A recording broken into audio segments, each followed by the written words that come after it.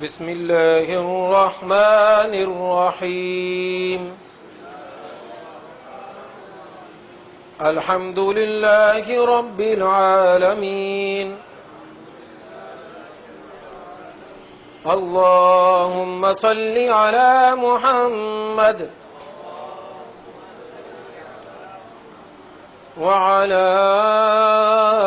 آل محمد۔ صفحہ نمبر 480۔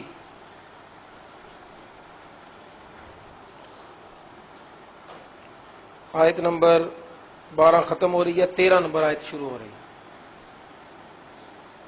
ذالک، یہ، بِأَنَّهُمْ، اس لیے کہ بے شک انہوں نے، شاق اللہ، اللہ کی مخالفت کی، ورسولہ، اور اس کے رسول کی، ومن، اور جو شخص، یشاقق اللہ، مخالفت کرے گا اللہ کی، ورسولہ، اور اس کے رسول کی، فإن اللہ، پس بے شک اللہ تعالی، شدید العقاب، سخت سزا دینے والا ہے۔ ذالکم، یہ تمہارے لیے ہے، فذوقوہ، پس اس کو چکھو، وَأَنَّ، اور بے شک، للکافرین، کافروں کے لیے، عذاب النار، آگ کا عذاب ہے۔ چلیں، ذالک بأنہم شاقوا اللہ ورسولہ، یہ اللہ تعالیٰ نے ان کو سزا اس لیے دی کہ انہوں نے اللہ اور اللہ کے رسول کی کیا کی؟ مخالفت کی۔ اور آگے فرما وَمَن یشاقق اللہ ورسولہ، جو شخص بھی اللہ اور اس کے رسول کی کیا کرے گا؟ مخالفت کرے گا، فإن اللہ شدید العقاب، تو اللہ تعالیٰ بہت سخت کیا دینے والا ہے؟ سزا، عذاب۔ ذالکم، یہ سزا تو ہے دنیا میں، فذوقوہ، اس کو تم اسی دنیا میں کیا کر لو؟ چکھو۔ یہ سزا تو دنیا میں ہے، اس کو چکھو۔ وَأَنَّ لِلْكَافِرِينَ عَذَابَ النَّارِ، لیکن جو کافر ہیں ان کے لیے جہنم کا عذاب بھی اللہ نے تیار کر رکھا ہے۔ پچھلی آیت کے اندر ہم نے پڑھا تھا کہ کافروں کے مقابلہ میں اللہ تعالیٰ ایمان والوں کی مدد فرماتا ہے، ایمان والوں کی اللہ تعالیٰ مدد فرماتا ہے، اور اللہ تعالیٰ کے فرشتے بھی کیا کرتے ہیں؟ وہ بھی ان کی مدد فرماتے ہیں۔ اور اللہ تعالیٰ ایمان والوں کے چونکہ ساتھ ہے، اور ایمان والے چونکہ رب پر توکل اور بھروسہ کرتے ہیں، اس کی بات کو مانتے ہیں، تب اللہ تعالیٰ ان کا رعب کافروں کے دلوں میں کیا کر دیتا ہے؟ وہ ڈال دیتا ہے۔ اب یہ جو کافروں کے دلوں میں رعب ڈل گیا، یہ جو فرشتے مسلمانوں کی مدد کرنے لگے کافروں کے مقابلہ میں، اس کی وجہ کیا ہے؟ کافر بھی تو انسان ہی ہوتا ہے، کافر بھی تو لڑتا ہے۔ کیا وہ کھاتا نہیں ہے؟ کیا وہ پیتے نہیں ہیں؟ کیا ان کے پاس اسلحہ نہیں ہوتا؟ کیا ان میں طاقت نہیں ہوتی؟ سب کچھ ان میں ہوتا ہے، لیکن اس کے باوجود ان کے دلوں میں مسلمانوں کا کیا بیٹھ جاتا ہے؟ رعب بیٹھ جاتا ہے۔ اس کے باوجود وہ میدان جنگ میں مسلمانوں کے سامنے کٹتے چلے جاتے ہیں، اس کے باوجود وہ مسلمانوں سے شکست خوردہ ہو جاتے ہیں۔ وجہ کیا ہے؟ فرما ذالک بأنہم شاقوا اللہ ورسولہ، یہ اس لیے ان کے ساتھ پیش آیا کہ انہوں نے اللہ اور اللہ کے رسول کی کیا کی؟ مخالفت کی۔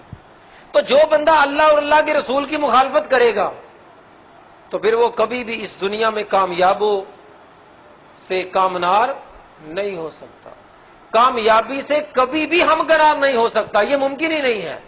آپ یوں کہہ لیں کہ آپ جس کے گھر میں رہتے ہیں اس سے لڑائی مول لے لیں گے تو کیا نتیجہ نکلے گا؟ گھر سے نکالے گا۔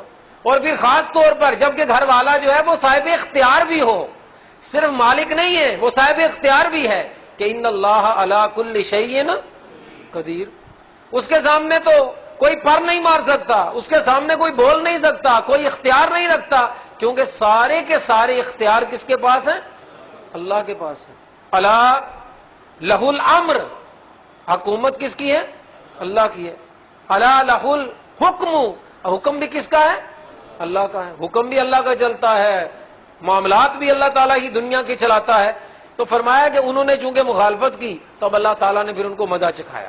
ایک یہ بات تو سیدھی سیدھی سمجھ آنے والی ہے، لیکن آگے کیا فرمایا؟ آگے بات تھوڑی سی یہ خاص ہے کہ اللہ تعالیٰ نے ان کافروں کو جو میدان بدر میں مسلمانوں کے مقابلے میں آئے، اللہ تعالیٰ نے ان کو شکست دوچار کیا۔ اللہ نے باوجود زیادہ ہونے کے، باوجود اسلحہ ہونے کے، باوجود طاقتور ہونے کے، اللہ نے ان کو ذلیل اور رسوا فرمایا۔ یہ تو ان کی خاص بات ہے۔ اور آگے کیا فرمایا؟ آگے عام کر دیا، وَمَن يُشَاقِقِ اللَّهَ وَرَسُولَهُ، جو بھی مخالفت کرے گا اللہ اور اللہ کے رسول کی۔ اب یہاں پر کسی کا نام نہیں لیا، یہاں پر کسی کو اللہ تعالیٰ نے نامزد نہیں کیا کہ فلاں مخالفت کرے گا تو میں ایسا کروں گا، یہودی مخالفت کریں گے تو انہیں سزا دوں گا، عیسائی مخالفت کریں گے تو ان کو سزا دوں گا، مسلمان جو مرضی کریں۔ وہ جو کہتے ہیں نا کہ کرے غیر گر بت کی پوجا تو کافر، کواکب میں مانے کرشمہ تو کافر، مگر مسلمانوں پر کشادہ ہے راہیں، پرستش کریں شوق سے جس کی چاہیں، نبی کو جو چاہیں خدا کر دکھائیں، اماموں کا رتبہ نبی سے بڑھائیں۔ نہ اسلام میں کچھ فرق کس سے بگڑے، نہ اسلام میں نہ ایمان میں کچھ فرق کس سے آئے، جو مرضی کرتے رہیں۔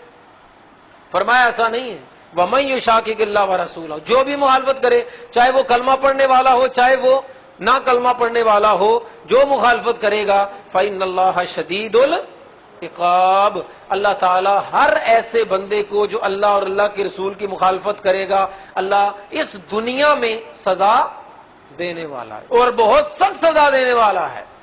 ذالکم فذوقوہ، یہ اس کا تذکرہ اس کے ساتھ ہے۔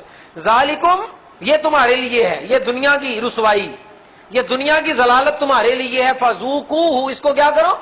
اس کو تو چکھو نہ ذرا۔ وَأَنَّ لِلْكَافِرِينَ عَذَابَ النَّارِ، لیکن اس کا مطلب یہ نہیں ہے کہ دنیا میں سزا مل گئی تو جان چھوٹ گئی، ایسا نہیں ہے۔ اور جو بھی انکار کرنے والا ہے اللہ کے احکامات کا تو اس کے لیے اللہ تعالیٰ نے جہنم کا عذاب کیا کر رکھا ہے؟ تیار کر رکھا ہے۔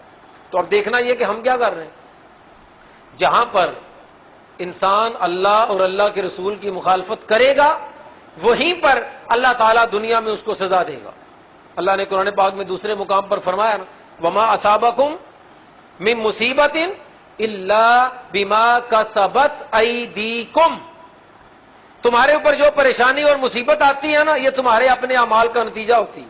غور تو کرو، ہمارے یہاں سب سے بڑا المیہ یہ ہے کہ جب ہمارے اوپر کوئی مصیبت آتی ہے ہم دوسروں پر ڈال دیتے ہیں۔ کاروبار خراب ہو جی فلاں بندے نے خراب کر دیا، گھر میں لڑائی اور میرے گھر میں لڑائی فلاں بندہ ڈلوا رہا ہے۔ بھائی وہ ڈلوا رہا ہے تو وہ تو اپنا کام کر رہا ہے، تم کیا کر رہے ہو؟ ہر بندے کی اپنی ایک ذمہ داری ہے، کیا تم اپنی ذمہ داریاں پوری کر رہے ہو؟ اگر آدمی اپنی ذمہ داریاں پوری کرے تو لڑائی ڈلوانے والے ڈلواتے رہیں، سازشیں کرنے والے سازشیں کرتے رہیں، اختلاف ڈالنے والے اختلاف کرتے رہیں، آپ کو وہ کوئی بھی نقصان۔